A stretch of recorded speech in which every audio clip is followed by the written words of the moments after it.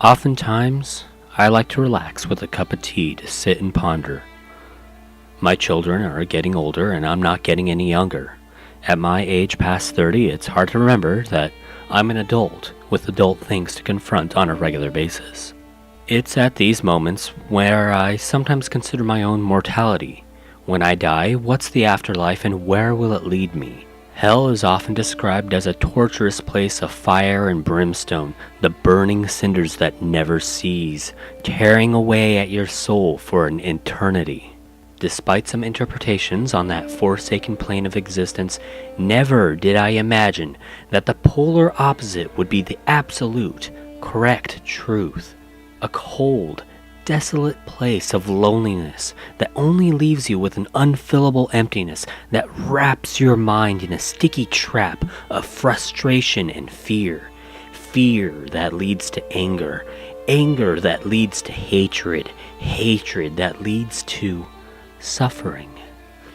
From that suffering, more frustration. A never-ending cycle of anguish that would ultimately lead to the breakdown of your own psyche, leading you to dark regions no man, woman, or child should ever endure. This is the scenario that anyone will soon find in what I've come to know as Frozen Freefall Snowball Fight.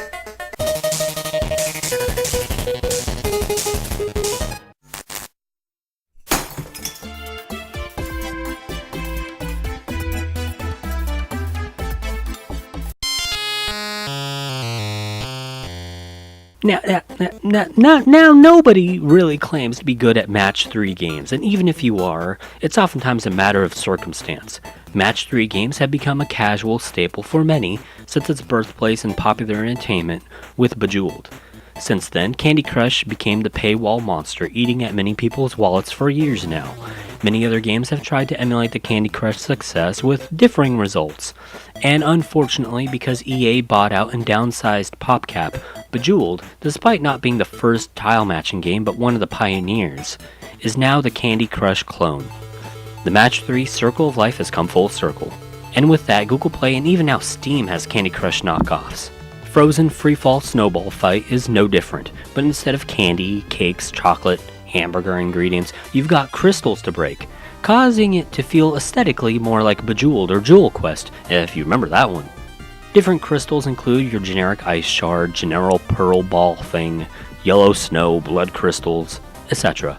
Mechanically, the game is solid. The familiar gameplay of swapping these gems clears them out. If you match 4, one of them turns into a power gem that clears out a line, dependent on the direction that you matched 4. If you match 5 in a manner of creating a corner, your resulting gem is a freezing burst. And if you match 5 in a row, you get the hypercube, the chocoball, the special snowflake that knocks out all the corresponding colored gems you attach it to, and, so on. With some forethought, you can strategize cascades, aka combos for matching gems one after the other.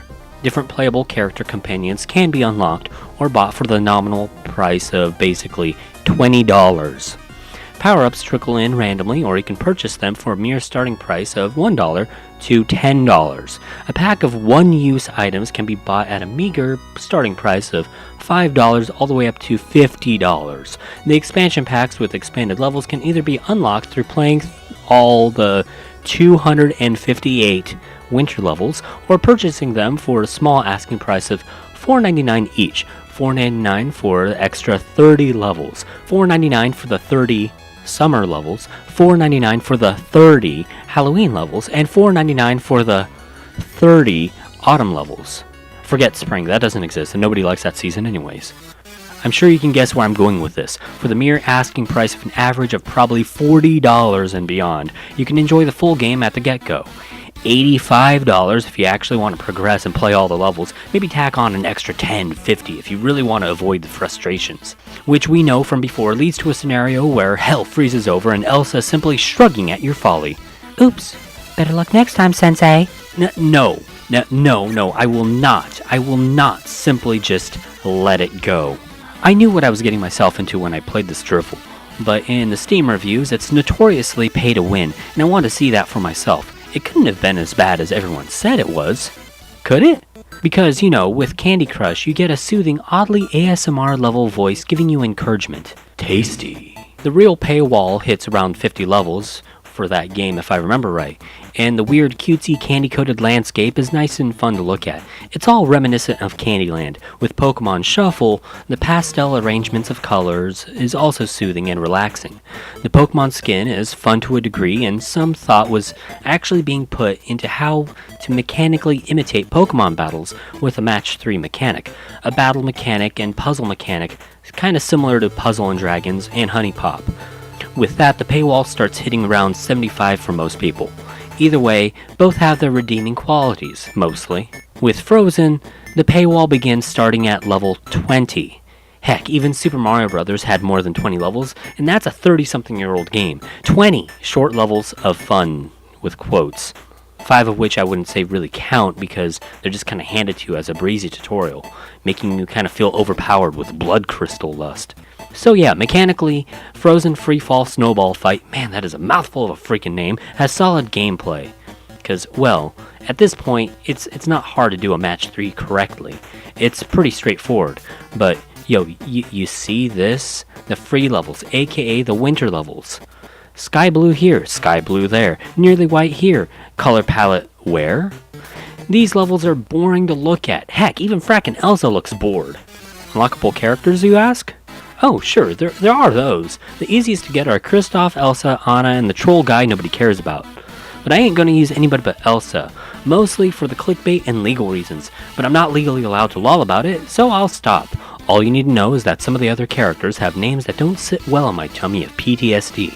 Hey now, okay, I know what you're thinking, at least I'm not throwing Spider-Man in here for high clickbait factor. Actually, no, you know what? If Spider-Man was in here making a cameo, maybe this game would be more playable, but it doesn't, so it's not. One thing that originally attracted me to this title was its multiplayer. Let's not forget, it is a simulated snowball fight, or so it says, so thinking to myself, hey, at least one redeeming factor would be the inclusion of online multiplayer. But no, when it says multiplayer on the Steam page, it kind of lies to an extent. Yes, there is multiplayer, but it's local. Usually Steam pages discern local from online, but not in all cases apparently. This was more of just a letdown than anything else. Because if I would want to play local multiplayer, it would be on a console, maybe handheld. The computer or even laptop, sadly, just isn't the ideal place for local multiplayer experiences. It's just not as fun as a TV or sitting on a couch with friends, each with DSs in hand. Computers feel kinda constrained. They're not usually intended for play, but work. Do you really want me to move my computer from my desk and hook it up to my TV just for a game of Frozen Freefall? No. Also, on top of that, there's also no controller support, so you'd have to be playing on keyboards and mouses with your friends at one computer. No, that ain't gonna happen. Now I notice this game is also available on the Xbox and PlayStation Marketplace, but do I really care? No. Now I notice this game was also available on the Xbox and PlayStation Marketplace, but do I really care? Big maybe on whether or not I'd get it, but since there are better, cheaper, despite the game being free to play, options out there for all consoles and handhelds, then I'd probably just go with those. So yeah, that's my multiplayer experience with this. Simply, there was none. Now, if you really want some good multiplayer puzzle games from Steam, may I recommend Raining Blobs or Heroes Never Lose. Raining Blobs doesn't have online multiplayer, and the player base for Heroes Never Lose is tiny. But at least those games aren't skeezy in terms of paywalls. They're also just better designed in my opinion. If you want a good Match 3, I'd probably recommend one of the 7 Wonders, Bejeweled 3, Puzzle Quest, etc. Steam isn't in short supply of Match 3 games by any means. Finding a good one shouldn't be difficult. So what's my conclusion? You get what you see, a Match 3 Candy Crush clone. The only fun part to it is the inclusion of Frozen Disney characters. But beyond that, the game is pretty stale and the paywall difficulty spikes is just cold. And yes, I do realize I'm being critical about a game using the Disney Frozen license, but you know what? A lot of people might want to get this for their kids, nieces, or nephews, thinking, hey, this might be fun for a kid, but believe me, it ain't. There's just better options out there. Frozen Freefall Snowball Fight gets a solid 5 out of 10. Maybe 4.5 because of the lack of exciting aesthetic. Maybe 4 because of the harsh and early paywalls. You know what, maybe 3.5 out of 10 because of its lack of online multiplayer. Maybe just a 3 because I forced myself to play this for this review and I got sick of it really fast. Which is actually weird because I normally like all puzzle games, even the bad ones. Maybe a 2 because I just don't like some of the characters. I don't know. I just don't recommend it if you're looking for a casual match 3 that's fun to play. There's better options, as I said, and just stay away from this. Or you may just experience a small taste of the cold abyss known as Elsa and Anna's Buffet. Thank you for watching, and until next time, Sensei Pong signing out. Hey, real fast, are you a Steam user? You want some more game recommendations from me? Well, guess what? I have a Steam curator page, Sensei Pong's old-timey picks, aka Spot Picks. I've had this for a while and never plugged it, but since the terrain of Steam is foreseeably changing for the better for curators, I figure it's about time to plug it. At the moment, it's pretty sparse and the only admins are myself and Heavy Waters, but we'll see if Steam follows through with the Steam Direct and Steam Explorers programs, and if that works in my favor with my curator page. If it does, expect a greater amount of activity there as well, perhaps a new, stronger interest in actually doing more reviews here as well. If that piques your interest, follow me there as well. Leave your comments down below. Either way, as always, follow me on Twitter, Facebook, and the Sensei Podcast on iTunes and Android. Black and